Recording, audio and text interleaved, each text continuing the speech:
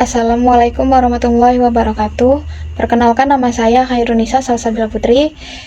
Di sini saya akan melanjutkan materi kami yang berjudul aspek-aspek pengukuran dan definisi variabel-variabel atau indikator-indikator perekonomian makro. Di sini saya akan membahas yang A, yaitu aspek pengukuran.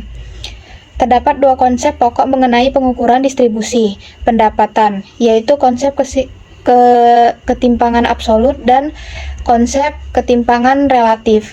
Konsep ketimpangan absolut merupakan konsep pengukuran ketimpangan yang menggunakan parameter dengan suatu nilai mutlak, sedangkan konsep ketimpangan relatif merupakan konsep pengukuran ketimpangan distribusi pendapatan yang membandingkan besarnya pendapatan yang diterima seseorang atau sekelompok anggota masyarakat dengan besarnya total pendapatan yang diterima oleh masyarakat oleh keseluruhan. Menurut Sukirno, distribusi pendapatan merupakan salah satu aspek dalam masalah kemiskinan yang perlu diperhatikan, karena pada dasarnya distribusi pendapatan merupakan ukuran kemiskinan negatif. Terdapat dua kategori tingkatan kemiskinan, yaitu kemiskinan absolut dan kemiskinan negatif. Yang pertama, kemiskinan absolut. Kemiskinan absolut adalah kondisi di mana tingkat pendapatan yang diterima seseorang tidak cukup untuk memenuhi kebutuhan pokok. Yang kedua, kemiskinan relatif. Kemiskinan relatif itu adalah perhitungan kemiskinan berdasarkan proporsi distribusi pendapatan daerah. Baik, itu saja materi dari saya. Materi selanjutnya akan dilanjutkan oleh teman saya. Perkenalkan, nama saya Vini. Di sini saya akan menjelaskan materi variabel apa saja yang ada dalam ekonomi makro. Dan saya akan menjelaskan satu materi lagi, itu tentang produk domestik bruto atau bisa disingkat dengan PDB. Ada tiga komponen utama yang bisa dibilang itu sebagai indikator pengukur kinerja perekonomian di suatu negara. Yang pertama itu ada PDB, produk domestik bruto, di mana PDB ini bisa diartikan sebagai total pendapatan yang dihasilkan oleh semua orang, baik warga negara sendiri maupun warga negara asing, semua barang dan jasa di dalam suatu negara itu diperhitungkan, tapi dalam periode tertentu ya. Yang kedua itu ada inflasi. Inflasi ini bisa kita ketahui ialah adalah kenaikan harga yang terus menerus yang bisa membuat masyarakat tidak sejahtera istilahnya. Karena kalau misalnya harga naik gitu, misalnya harga sembako naik, harga BBM naik, apa-apa naik gitu terus menerus, tapi sedangkan pendapatan mereka tuh tetap gitu, jadi membuat mereka tuh susah, atau bisa jadi mereka tuh tidak sejahtera untuk memberi semua keperluan mereka gitu. Yang ketiga itu ada pengangguran. Nah, pengangguran ini seperti yang kita ketahui itu ialah orang yang sudah masuki usia pekerja istilah, tapi dia tidak bekerja gitu. Nah, pengangguran ini tuh lumayan banyak gitu jumlahnya di Indonesia. Pengangguran ini jika terlalu banyak bisa menimbulkan kerawanan gitu, bisa membuat kriminal, seperti misalnya dia tidak ada kerja gitu, dia tuh pasti ada orang yang ingin mencuri gitu untuk memenuhi kebutuhan hidupnya. Nah, jika orang tidak mempunyai pekerjaan itu bisa juga berdampak kepada warganya, seperti misalnya dia nggak ada kerja tapi dia punya anaknya ini kan butuh untuk disekolahin. Nah, untuk disekolahin kan harus punya biaya gitu, sedangkan dia tidak bekerja. Nah, dengan ini dia tidak ada biaya, anak ini terputus sekolah, ya jadilah anak ini tidak seperti apa ya dibilang, tidak seperti teman-teman lainnya. Yang selanjutnya saya akan bahas materi yaitu produk domestik bruto, ada bisa disingkat dengan PDB, dimana pengertiannya tadi itu sudah saya bahas, dan di sini saya akan mengulanginya lagi. PDB itu atau bisa dibilang produk domestik bruto itu ialah sebagai total pendapatan yang dihasilkan semua orang, baik warga negara sendiri maupun warga negara asing dari semua barang dan jasa di dalam suatu negara, tapi dalam periode waktu tertentu. Nah, pengukuran PDB ini dilakukan melalui 3 pendekatan. Yang pertama itu pendekatan produksi, di mana menjumlahkan nilai tambah dari setiap sektor ekonomi. Yang kedua, ada pendekatan pengeluaran, menjumlahkan konsumsi, investasi, belanja pemerintah, dan ekspor neto. Yang ketiga itu ada pendekatan pendapatan, menjumlahkan semua pendapatan yang diterima dari faktor produksi. PDB ini memiliki peran krusial dalam analisis ekonomi dan pembuatan kebijakan. Pertumbuhan PDB ini sering digunakan sebagai indikator kesehatan ekonomi suatu negara, dengan pertumbuhan positif menandakan ekspansi ekonomi dan pertumbuhan negatif mengindikasi resesi. Namun, PDB ini juga memiliki keterbatasan sebagai ukuran kesejahteraan masyarakat. Misalnya nih, PDB itu tidak memperhitungkan distribusi pendapatan, kualitas hidup, dan dampak lingkungan dari aktivitas ekonomi. Banyak ekonom dan pembuat kebijakan kini menggunakan PDB ini bersama dengan indikator lain seperti indeks pembangunan manusia atau bisa disingkat dengan IPM atau ukuran kesejahteraan alternatif untuk mendapatkan gambaran yang lebih komprehensif tentang kemajuan ekonomi dan sosial suatu negara. Baik, di sini saya akan menjelaskan materi tentang inflasi.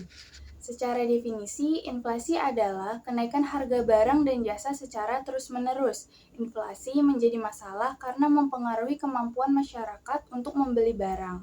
Jika harga-harga naik, tetapi pendapatan masyarakat tidak ikut naik, daya beli mereka akan turun. Ketika daya beli menurun, negara bisa menjadi lebih miskin. Inflasi yang terus berlanjut bisa mengakibatkan suatu negara menjadi hancur perekonomiannya. Materi selanjutnya yaitu pengangguran. Tingkat pengangguran adalah persentase dari tenaga kerja yang tidak memiliki pekerjaan tetapi sedang aktif mencari pekerjaan. Tingginya tingkat pengangguran bisa menunjukkan adanya masalah dalam struktur ekonomi suatu negara. Pengangguran ini juga menandakan bahwa ekonomi belum tercapai full employment atau penyerapan tenaga kerja secara maksimal.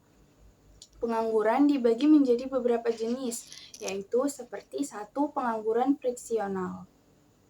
Pengangguran friksional terjadi karena seseorang butuh waktu untuk menemukan pekerjaan yang cocok dengan keterampilan dan pengalamannya. Jenis pengangguran ini terjadi saat ada ketidakcocokan antara pencari kerja dan lowongan pekerjaan, baik dari segi keterampilan, pengalaman, atau lokasi. 2. Pengangguran siklikal atau pengendara sepeda. Pengangguran siklikal terjadi karena penurunan ekonomi atau resesi. Jenis pengangguran ini muncul akibat naik turunnya kondisi ekonomi. Pengangguran siklikal akan meningkat saat ekonomi sedang menurun dan berkurang saat ekonomi tumbuh kembali. Selanjutnya yang ketiga yaitu pengangguran struktural. Pengangguran struktural terjadi karena keterampilan atau kualifikasi seseorang tidak lagi sesuai dengan kebutuhan pasar kerja. Jenis pengangguran ini disebabkan oleh perubahan ekonomi seperti globalisasi atau kemajuan teknologi.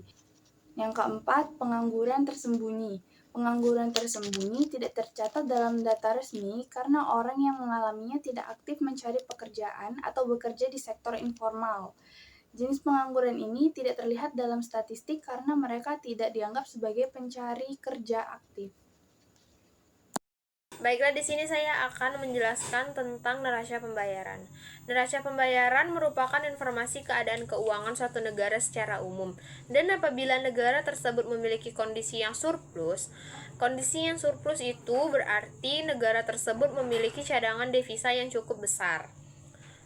Lalu, apa gunanya cadangan devisa? Biasanya cadangan ini digunakan untuk sebagai kegiatan perdagangan jual beli untuk negara luar.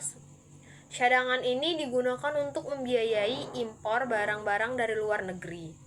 Semakin besar cadangan suatu negara, berarti semakin sehat negara tersebut mampu membeli barang dari luar yang lumayan banyak. Lalu bagaimana memperbesar cadangan? Nah, memperbesar cadangan ini kita memiliki 3 cara untuk memperbesar cadangan. Yang pertama itu melakukan ekspor. Yang kedua, mengundang investor luar untuk menginvestasi ke negara kita. Lalu cara yang ketiga, ini mungkin caranya agak kurang disenangi, yaitu meminjam uang dari negara luar gitu. Lalu ada neraca pembayaran yang terdiri dari 2 komponen utama. Komponen yang pertama itu transaksi berjalan. Yang pertama itu ada dua macam. Macam yang pertama mencakup ekspor impor barang atau jasa. Yang kedua pendapatan primer. Lalu transaksi modal dan finansial. Yang pertama yang terdiri dari investasi langsung asing. Yang kedua investasi portofolio. Yang ketiga pinjaman luar negeri, dan yang terakhir perubahan cadangan devisa. Kembali kita kepada studi kasus. Studi kasusnya, sebuah negara memiliki data ekonomi sebagai berikut di tahun 2023. Kondisi rumah tangga yaitu 2 juta triliun, investasinya 800 triliun. Pengeluaran pemerintah 1,2 triliun, ekspor 500 triliun, impornya 400 triliun. Pertanyaannya, berapa produk domestik bruto atau PDB negara tersebut pada tahun 2023? Penyelesaiannya, PDB dihitung menggunakan pendekatan pengeluaran, yaitu menjumlahkan semua komponen pengeluaran dalam perekonomian. Rumus PDB dengan pendekatan pengeluaran adalah PDB C plus I tambah G tambah X minus M. Keterangannya, C itu konsumsi rumah tangga, yang I investasi, yang G pengeluaran pemerintah, yang X ekspor, yang M impor. Lalu,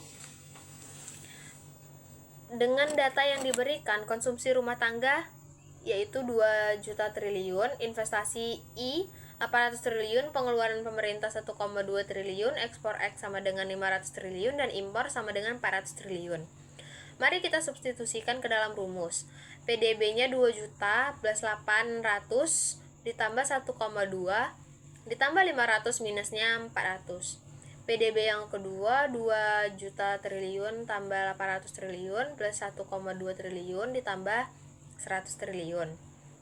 Jadi total PDB-nya 4,100 triliun. Jawabannya, produk domestik bruto PDB negara tersebut pada tahun 2023 yaitu berkisaran 4,100 triliun.